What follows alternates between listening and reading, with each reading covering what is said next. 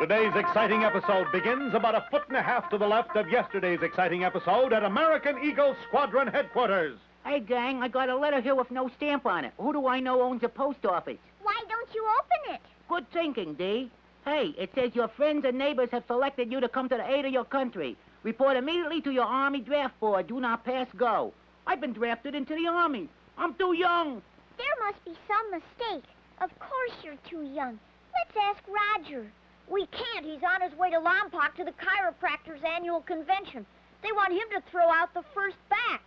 Doodle, you'll just have to go down there and explain to the draft board. But that proved easier said than done. The sergeant said, "You got papers from the government and then you're drafted." and Doodle said, But I'm too young, and I don't see so good. and the sergeant said, "We'll give you false whiskers and put you right up front and you won't miss a thing. and Doodle said, I won't like it. and the sergeant said, You can have all the chow you want to eat." and Doodle said, Where do I sign? and so young Doodle was inducted into the Army even though he was too young.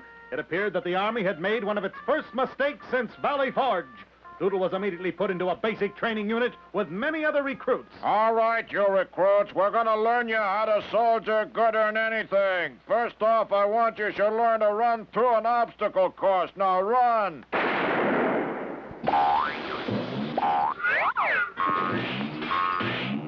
I'm hungry.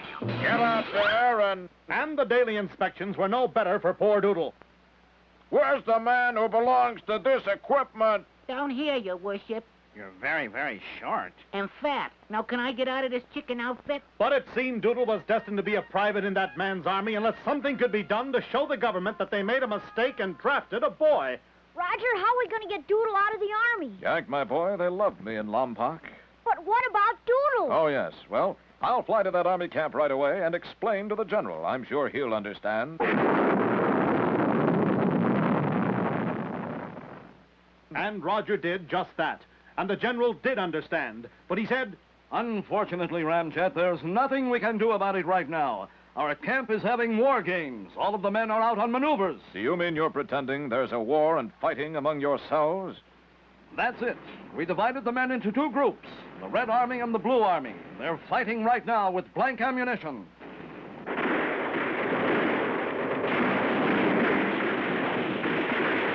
Here's one for Wallace Berry.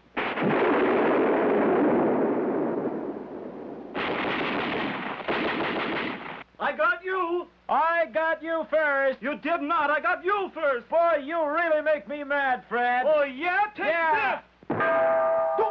Oh, sting, burn! You mean we can't get Doodle out of the Army until these war games are over? I'm afraid not, Ramjet. Hark! What's that sound of marching feet, General? It's the sound of marching feet, Ramjet. And look! Captured guy, stop. I mean, halt. Private Doodle's reporting, sir. Why aren't you men out playing war games? I captured them, General. They're all my prisoners. Good lad, Doodle. But your prisoners are from both the Red and the Blue Armies. You know I'm colorblind, Roger. Nice work, my boy. I'm going to give you a medal. Couldn't I just have a cheeseburger instead?